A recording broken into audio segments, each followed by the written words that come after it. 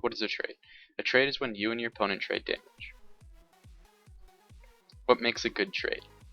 A good trade is when you deal more damage to your opponent than he can deal to you. Trades can turn out in 3 different ways. The first one is the damage you do to each other is equal. The second one is your opponent does more damage to you than you do to him. And the third one is you do more damage to your opponent than he does to you. So why is trading important?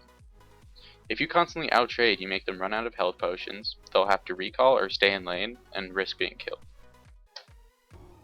Here the enemy Ahri does not have vision of me, so I surprise her. By dodging her charm, I greatly outtrade her.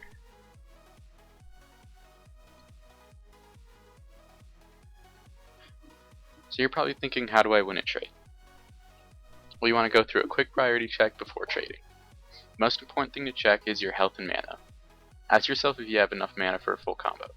Do I have more or less health than my opponent? And how many abilities can my opponent use with his current mana? Next, you want to think about XP. Don't trade with your opponent if he is level 6 and you're level 5. Your opponent will have his ult and you will not. Levels also give you a good amount of stats. Think about XP timing windows. If you do not know what this is, I will be doing a guide about this in my next video. Third thing is knowing where the enemy jungler is. You don't want to be trading with your opponent while the jungler is sitting in a bush close to your lane. You will lose that trade and possibly die unless you are very ahead of your opponent or your jungler is coming for a counter gank. Next is items. Do I have more or less pots? Did he build defensively or offensively? Did I go back and buy? And finally is the minion wave. If you have a big wave, you most likely want to trade because they will deal a considerable amount of damage to your opponent. Make sure to watch if they have a big minion wave too. The importance of this step will change on your level. The minion's damage to you will begin decreasing as you gain levels and items. These next 3 things aren't in any particular order. Bush control. Using bush to harass the enemy will make you invisible when you stop attacking. If they do not know you're on the bush in the first place, you can surprise them by hitting an important ability and getting a lead in a fight. Watch out for wards. Next is watching cooldowns. If your opponent's ultimate is down and yours is not, that is the time to trade. Don't only watch ults. If a champion misses an important spell like Ahri's charm, that is a great time to go in because without the charm, she deals much less damage. And finally, attacking the opponent when they go for last hits. Let's look at some examples of these.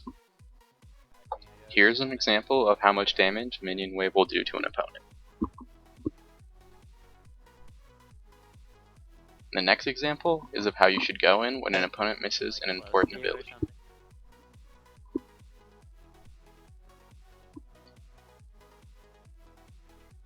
When not to trade. When the enemy has a big minion wave, avoid this for 2 reasons. 1, the minion wave will do a bunch of damage to you, and 2, if you don't have Phantom Dancer or an ability or passive to walk through minions, you may get stuck in them, receiving even more damage. When you lack brush control.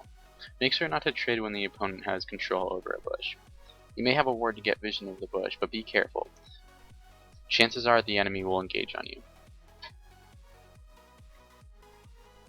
Next, make sure not to trade when core abilities are on cooldown or you lack the mana for them.